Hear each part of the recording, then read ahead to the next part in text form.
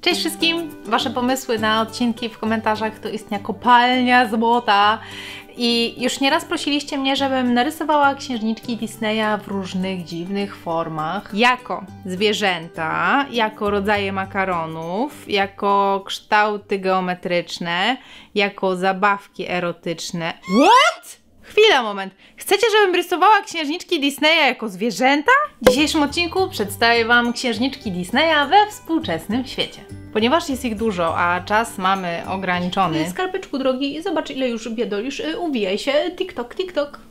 Mamy ograniczony, to wypisałam wszystkie te księżniczki na kartkach, wrzuciłam do maszyny losującej i za jej pomocą wybiorę 5 z nich. Proszę, tylko nie kopciuszek, ja tak nie znoszę kopciucha. No to losujemy. Pierwszą księżniczką jest... Anna z Krainy Lodu! Okej, słuchajcie, będę starała się rysować księżniczki w miarę zgodnie z ich wiekiem, a Anna w filmie miała około 18 lat. Dlatego wyobraziłam ją sobie jako uczennicę szkoły plastycznej. Czemu tak? Z charakteru jest bardzo otwarta, ekspresyjna, optymistyczna. A wiemy dobrze, że jeżeli człowiek ma taki plan na siebie, żeby utrzymać się z bycia artystą, to musi być optymistą. I jest też trochę nierozważna. Bo kto rozważny chciałby być artystą, ha? Dlatego ta mieszanina barwnej osobowości, wesołości, otwartości i nieodpowiedzialności też trochę idealnie pasuje do tej roli.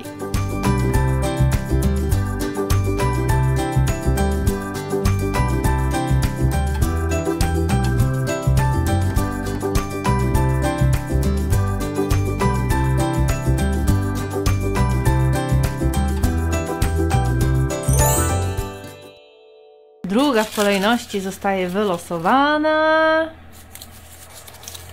Śnieżka! Nie, takiej nie lubię!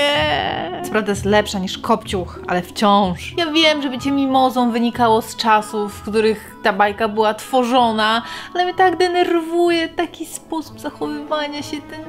No, Śnieżka była taka głupiutka strasznie i naiwna. Ja wiem, że to jest dobry człowiek z niej, ale nie potrafię zdzierżyć z tego, że ona tak cały czas tylko siedziała i czekała na swojego księcia i sprzątała krasnoludką dom i śpiewała z ptaszkami, no taka kluska, no ciepła kluska w negatywnym sensie.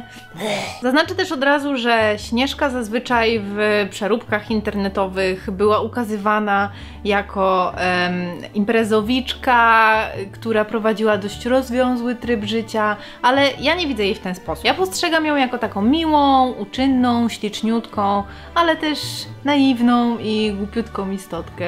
W filmie jest nastolatką, więc uznałam, że przedstawię ją jako taką licealną dziunię. Wiecie, to minęło już sporo czasu, odkąd byłam w liceum, więc nie wiem dokładnie, jak teraz wyglądają tam dziunie, ale powiedzmy, że właśnie tak. Taki miks urody i naiwności musi na pewno skutkować dużą popularnością, więc wyobrażam sobie, że Śnieżka jest taką osobą, która jest zapraszana na wszystkie imprezy i każdy do niej pisze, więc ciągle tam siedzi z nosem w telefonie i każdy ją lubi. Oprócz mnie.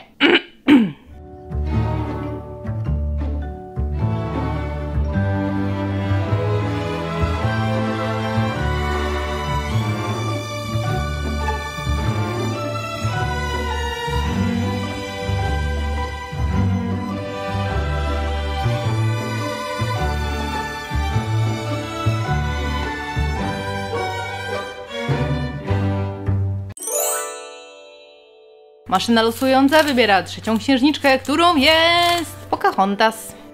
Pragnę zaznaczyć, że tak naprawdę nazywała się ona Matoaka, czyli białe piórko, a Pocahontas to był jej przydomek z dzieciństwa, który oznaczał małą psotnicę albo łobuziaka. Na początku chciałam ją narysować jako taką szkolną buntowniczkę, ale w filmie była dorosłą kobietą, więc no, dorosłym ludziom już się nie chce buntować. Generalnie to już się im nic nie chce. Praca, dom, praca, dom. Dlatego mamy tutaj znaki wolności duchowej, czyli tatuaże. Ja to tak odbieram, że ludzie, którzy robią sobie tatuaże, to oni mają tak wywalone na wszystko, na co kto sobie pomyśli, bo oni chcą mieć tatuaż, więc nic innego ich nie rysuje. To jest ich ciało, ich wolność.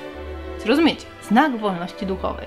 Pocahontas jest pewna siebie, jest silna, ale też taka przekorna. Lubi działać po swojemu, żeby nikt jej nic nie narzucał. Taka wiecie, ona jest panią swojego własnego losu i sama decyduje o wszystkim. Tylko chciałam, żeby można było wyczytać tą osobowość z rysunku.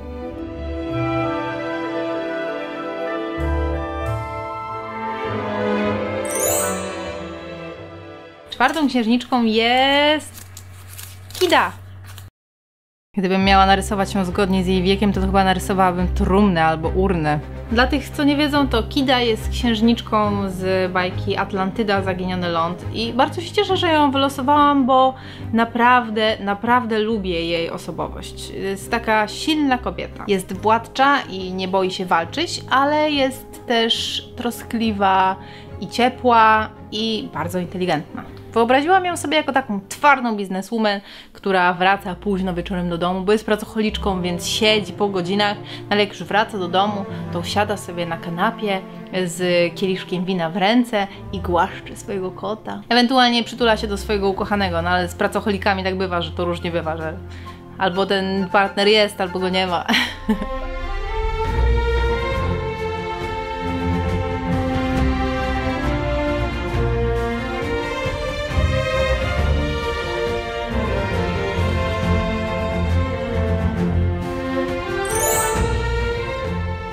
I ostatnia księżniczka, którą wylosuję, to Jasmina. W przeróbkach internetowych bardzo często pokazują ją jako taką rozpuszczoną córeczkę bogatego tatusia, ale ona przecież nie jest taka. Owszem, no może nie była przyzwyczajona do biedy, ale ona ma w sobie bardzo dużo współczucia i troski w stosunku do innych. Dlatego wyobraziłam ją sobie jako taką podróżniczkę z zamiłowaniem do fotografii. I tak gdziekolwiek się nie znajdzie, w jakimkolwiek kraju, to angażuje się w pomoc dla biednych ludzi albo zagrożonych gatunków zwierząt, czy w ochronę środowiska. Jest taką działaczką. Pisze artykuły do gazet, może National Geographic. Jest taką kobietą z misją.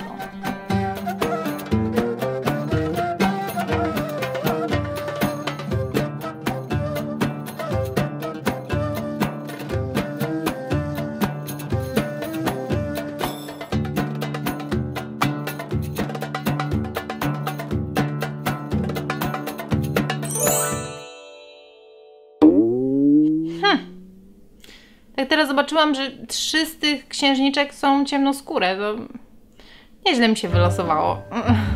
Napiszcie w komentarzach, co sądzicie o moich charakterystykach tych postaci. Jeżeli macie jakieś inne zdanie albo inną wizję, jak mogłyby wyglądać te księżniczki we współczesnym świecie, to koniecznie dajcie znać w komentarzach. Tutaj pokazuję pracę widzów wykonane cienkopisami do następnego odcinka. Chciałabym, żebyście narysowali mi swoją ulubioną księżniczkę Disneya we współczesnym świecie. Możecie też napisać, czemu właśnie takiego wyboru dokonaliście i wysyłajcie rysunki na olsikowa@gmail.com. Nie zapomnijcie się podpisać.